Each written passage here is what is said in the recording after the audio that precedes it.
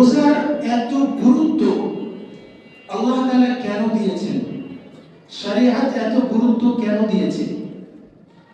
মূলত যদি আমরা দেখি যে আমরা প্রশ্ন করি রোজা আসলে কি, রোজা কাকে বলে, সাধারণভাবে অ্যানসার এটাই আসবে যে রোজা বলা হয় সুবহে সাদিক থেকে নিয়ে গুরুবে আফতাব, সূর্য অস্ত যাওয়া পর্যন্ত পানাহার স্ত্রী মেলামেশা থেকে বিরত থাকা, এটার নাম কি?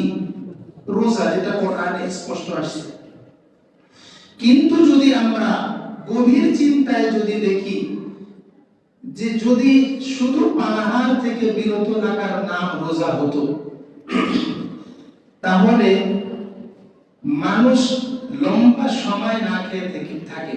মনে করেন আজকে সুবহে সাদিক কয়টা হয়েছে? সাহরি শেষ সময় 5টা, হ্যাঁ 5টা পাচ্ছে না, 5টা 2 বা 3। এখন চিন্তা করেন কেউ রোজা রাখবে, এখন শীতকালে একটু রোজাটা কতক্ষণ চলতেছে? প্রায় 13-14 ঘন্টা, 13 ঘন্টা প্লাস। এই 13 ঘন্টা একজন ব্যক্তি সব মানবে, খাবে না, পান করবে না, স্ত্রী মেলামেশা থেকে বিরত থাকবে, সব মানল, কিন্তু খানাটা খাইতে খাইতে 5টা 10 পর্যন্ত খাইল, অর্থাৎ সুবহে সাদিক সময় শেষ, এরপরেও 2 মিনিট কি করলো? আচ্ছা, পেট ভরার জন্য সুস্বাদু কোনো খাবার না, সে অসুস্থ, ওষুধ খাইলো। কি খাইলো? ওষুধ খাইছে, সময় শেষ হয়ে গিয়েছে, তার স্মরণ পড়লো, আমার তো ওষুধ বাদ পড়েছে, এটা তো প্রয়োজন, সে কি করেছে? ওষুধ খেয়েছে। বলেন তো কখন খেয়েছে? সেহরি না, সাহরি। কি বলবেন? সাহরি। সেহর মানে হচ্ছে জাদু, আর সাহরি এর শব্দের অর্থ হচ্ছে ভোরবেলার খাবার।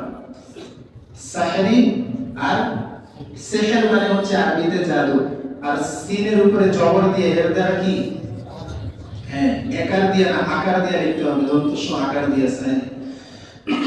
তাহলে এখন এই ওষুধ খাইলো, কিন্তু সময় পার হওয়ার পরে 1 মিনিট অতিরিক্ত খেয়েছে, 2 মিনিট অতিরিক্ত খেয়েছে, এরপরে না খেয়েছিল 13-14 ঘন্টা।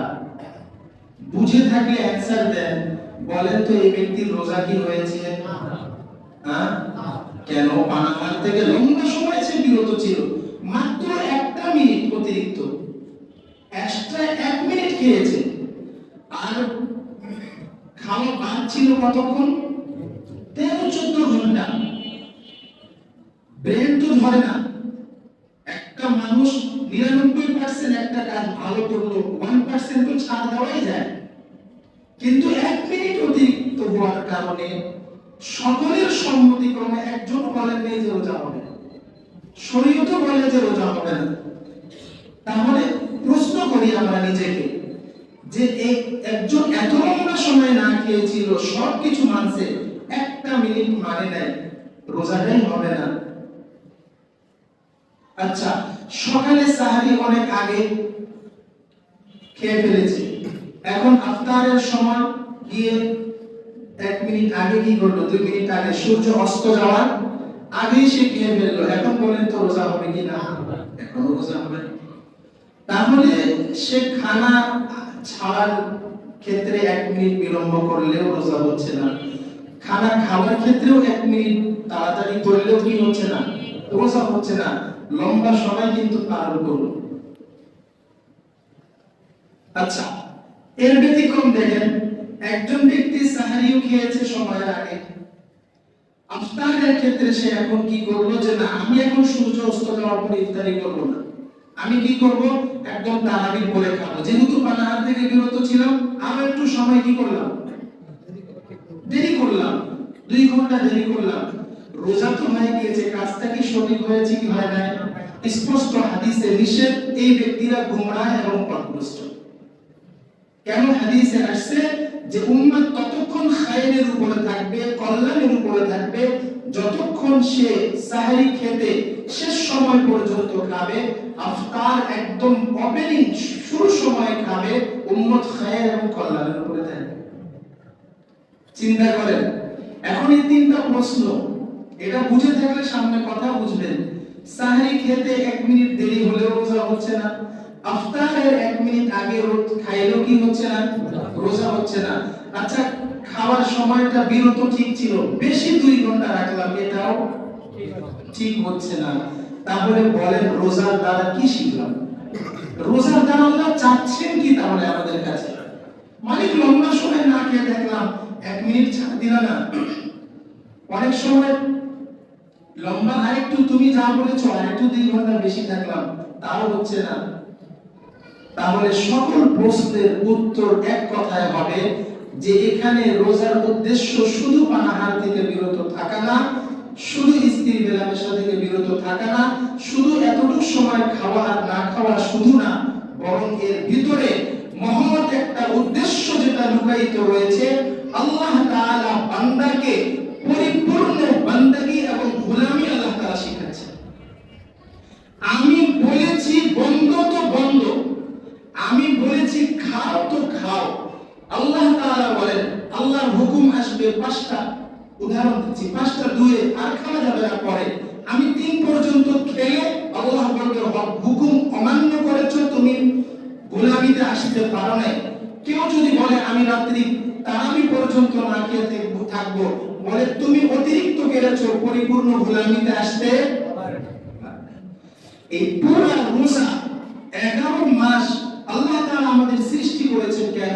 27 নম্বর পারা 2 নম্বর পৃষ্ঠা সূরা জারিয়াতে আল্লাহ বলেন ওয়ামা খালাকতুল জিন্না ওয়াল ইনসা ইল্লা লিয়াবুদুন, আমি মানব এবং দানবকে শুধুমাত্র আমার ইবাদতের জন্যই সৃষ্টি করেছি। তাহলে আমি যে জীবিকা নির্বাহ করার জন্য, জীবন যাপন করার জন্য যা উপার্জন করি, কাজে কর্মে ব্যস্ত হয়ে যাই, দেখা যায় এটা প্রয়োজন। আল্লাহ বলেন ইবাদতের পরে হালাল তরিকায় রিজিক অন্বেষণ করা ইবাদত, এই কাজই করো। কিন্তু 11 মাস আমরা এত ব্যস্ত হয়ে যাই যে এক পর্যায়ে দেখা যায় যে ইবাদতগুলো, আমলগুলো, বিধানগুলো যেন আমার জন্য ফোর্স সাবজেক্ট হয়ে গেল। দোকানটাই মূল, ব্যবসাটাই মূল, খেত খামারটাই মূল। নামাজ ছাড়তে পারি, খেত ছাড়তে পারি না। নামাজ ছাড়তে পারি, কাস্টমার ছাড়া যাবে না। নামাজ ছাড়তে পারি, অফিস ছাড়া যাবে না। তাহলে দেখা গেল নামাজ পড়তেছি, জামাত ছেড়ে দিচ্ছি। 11 মাস উপার্জনের অভ্যাস থাকতে থাকতে এমন হয়ে গিয়েছে যে ইবাদতটা সেকেন্ড লেভেলে চলে গেল, আর উপার্জন করাটা, দুনিয়া সাজানোটাই প্রথম লেভেলে নিয়ে আসলো। আল্লাহ বলেন এই এই অভ্যাসটা ছাড়ার জন্য রমজানের টাইট শিডিউল মানতে হবে। আমারটাই 1 মিনিট আগে পরে করা যাবে না। খেতে বলেছি তো খাওয়া, ছাড়তে বলেছি তো ছাড়বা। হালাল স্ত্রী ছিল, এর সাথেও এখন মেলামেশা বন্ধ হয়ে গেল, আমি বলেছি আর করা যাবে না। যেখানে স্ত্রীর এই মেলামেশাটা ইবাদতে আল্লাহ পূর্ণ করেছেন, এখানে আল্লাহ তাআলা হারাম করে দিচ্ছেন রোজার মধ্যে। যেখানে কুলু ওয়াশরাবু, খানা খাওয়াটা হালাল ইবাদত, সেখানে আল্লাহ খানাকে হারাম করে দিচ্ছেন। আল্লাহ বলেন প্র্যাকটিস করো, প্র্যাকটিস করো। অর্থাৎ 11 মাস প্রত্যেকটা বিধানকে এভাবেই মানতে হবে যেভাবে রমজানে খাবার আর না খাওয়ার বিধানটা তুমি ফলো করতেছো। এই জন্য আল্লাহ আসমানি সকল বিধান নাযিল করেছেন রমজানে, কিতাবগুলো নাযিল করেছেন রমজানে। কেন? এই রোজার মধ্যে খাবার থেকে বিরত থেকে যে পরিমাণ প্র্যাকটিস করছো, আমার দেওয়া কিতাব যে এসেছে, গাইড অফ লাইফ, জীবন বিধান এসেছে, জীবন পরিচালনা করার যে গাইড আল্লাহ তাআলা দিয়েছেন, এটাকেও পুরো হায়াতে তোমার পুঙ্খানুপুঙ্খানু বাস্তবায়ন করলেই তুমি সফল হতে পারবে। এজন্য আল্লাহ বলেন শাহরু রমাদান, রমজান আসলেই বলেন তো কি চিন্তা আসলো সবার মাথায়? সাহরি খেতে হবে। আপনার রোজার কথা আসলে এই কনসেপ্টটা চলে আসে যে এখন দিনের বেলা পানাহার বিরত থাকবো, এটা রোজার অটোমেটিক চলে আসে। সাথে আল্লাহ বলেন রমজানের দ্বারা, রমজান শোনার দ্বারা যেভাবে তোমার মাথায় কনসেপ্ট আসলো যে রমজান শোনার দ্বারা যেভাবে খানা থেকে বিরত থাকতে হবে, হালাল গুলো এখন চলবে না, তেমনি ওর পরেই আমি বলতেছি কোরআন, কোরআনও তোমার কানে পড়ার সাথে তোমার সেন্স থাকতে হবে। এখন আমার মনেরটা চলবে না, চলবে হলো কোরআনের বিধান। কথা বলে ঠিক কিনা? দুইটাই বুঝতে হবে। হবে, পানাহার বিরত থাকাটা বুঝতে সহজ হয়। কোরআন শব্দটা কানে পড়লেই মনে করতে হবে আমারটা আর চলবে না, চলবে কার? বুঝাইতে পারছি বিষয়টা? এই জন্য রমজান কোরআন শুনতেও এক ধরনের, রমজান কোরআন। আল্লাহ বলেন এই রমজানে কিসের প্র্যাকটিস করবা? কোরআনের প্র্যাকটিস করো। কোরআনের প্র্যাকটিস কিভাবে হবে? আল্লাহর বিধান পরিপূর্ণভাবে তোমার জীবনে বাস্তবায়ন করার জন্য রমজান দিয়েছি।